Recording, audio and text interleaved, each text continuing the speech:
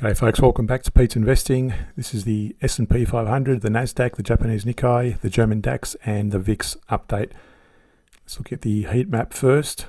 You can see there the VIX, they're all pretty much in a bullish momentum still on the monthly and predominantly bearish on the weekly, with the exception of the GermanDax neutral and the VIX also bullish and predominantly neutral on all of them. The VIX is turned bearish and the GermanDax is bullish at the moment, so a couple of mixed signals there. So we look at the VIX first in terms of the volatility index. So there's no CCI on the monthly. On the weekly, we're still bullish, although it's been a big, strong bearish candle this week so far. On the daily, it's actually broken down below the moving average bands, and that's giving us a bearish signal. If we jump to the daily and hourly charts, we look at the hourly chart to see what sort of micro movements are made, and plus we get a lot more divergence playing out on the smaller time frames compared to the larger time frames. Now, on the hourly, you can see there's a bearish divergence versus higher highs on the price. That actually went, since our last update, it went up to that point there, and that means that Fibonacci needs to be drawn to that level as well. And that initially hit our targets. Even on that level it hit our targets, but this one actually got a lot lower, below the 61% level. So just be careful, we might be going into more of a bearish scenario on the weekly. If I zoom out, you'll notice on the stochastic market forecast it's broken below the 50 as well, giving us a stronger bearish outlook. So the S&P 500 is still bullish on the monthly. It's turned bearish on the weekly. It's broken below its moving average, and it's bearish also on the daily.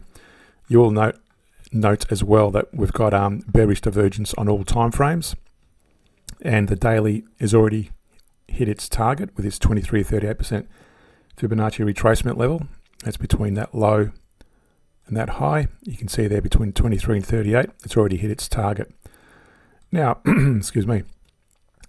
In terms of the trading strategy, again, we only trade when the CCI is above the moving average in the same trend as the weekly, or this is assuming you're trading on the daily, and we take long trades during that period. I use the divergence, so when it starts diverging, you can see there it started moving to the downside. Those highs started declining versus higher highs on the price, and that's potentially where you can take profits. You could alternatively have traded with the continue trading long as the price stayed above the moving average band, and then closed it out when it broke below the band like it did there. The other approach you could have taken was when the price falls below this moving average band and there is a divergence, that's where you started going short in this example, and you would have taken your profits when it hit this 23-38% target level. If we go to the daily and hourly charts, and I like to drill down to the hourly charts, as I said, for more micro divergence, you can see there are a few bullish divergence playing out there, and I've marked them with rectangles.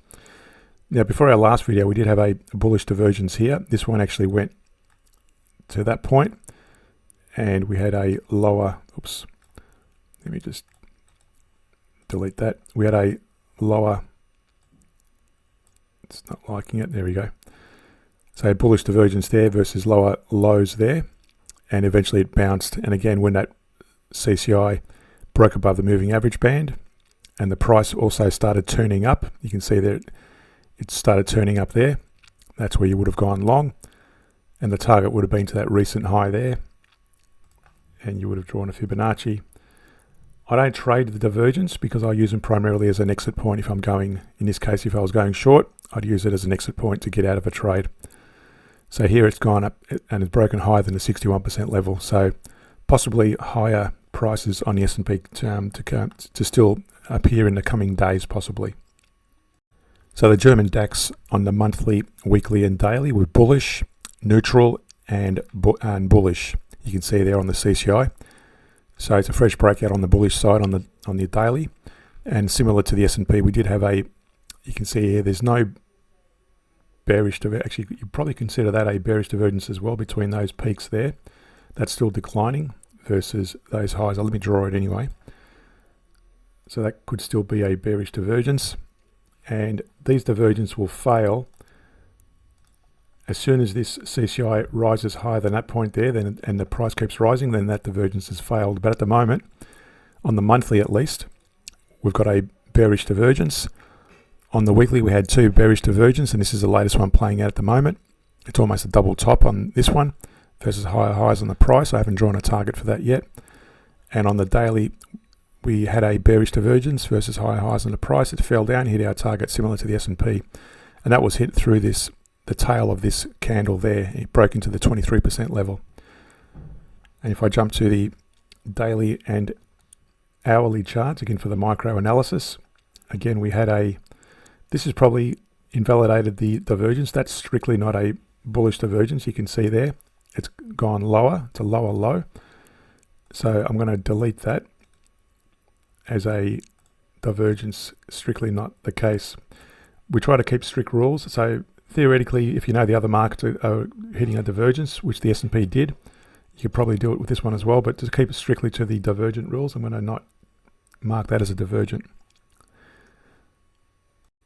But notice also on the DAX, it's reached its peak. If I zoom out, it hit this ascending diagonal trend line, and it's starting to turn down. You can see there the CCI is turning down, and we may see a bit of a retrace to the downside in the coming hours, possibly for the DAX. The Japanese Nikkei, so on the monthly, we're still bullish. On the daily and the hourly, on the weekly and the daily, we're bearish. It's broken below the moving average bands.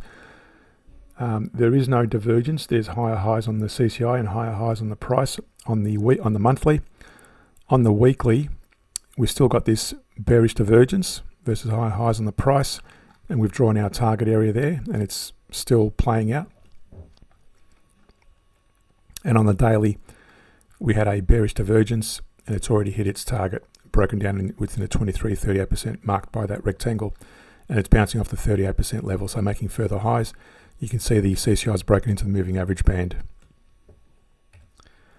On the daily and the hourly, again, to look at more detail, we had and we're still down here, we've got a bullish divergence, higher lows versus lower lows on the price. You can see there it's bounced, and it's actually, haven't marked it, but it's hit our minimum target area. And that's between that 23-38% Fibonacci retracement to the recent high. Now again, this is hit this minor support at 38,300. We had a couple of bearish candles on the hourly, and then this CCI is broken into the moving average band on the hourly, so just be careful about going long until that starts breaking higher as well. I would wait for the daily as well to break to the upside at the very minimum if you're trading on the hourly. Lastly, looking at the NASDAQ, again in the monthly it's bullish, but it's got a bearish divergence. On the weekly it's bearish with a bearish divergence, and that's still currently in play, and I've drawn a target there on the weekly. And on the daily it's bearish with a bearish divergence as well, and that's broken down, hit our minimum target level, and that's actually bouncing off that 50% level. On the daily and hourly, again to micro view, we had a couple of bullish divergences here. Another one still playing out. You can see higher lows there versus lower lows there to that recent high Fibonacci, and that's actually broken up and just shy of the 50% retracement. And it's making again further declines at the moment as we speak into that moving average band. So be careful about going long until we see more positive movement, especially on the hourly, breaking above the moving average band. To support us more, go to the Patreon page where we look at weekly scans of bullish shares. Thanks for watching. See you in the next video.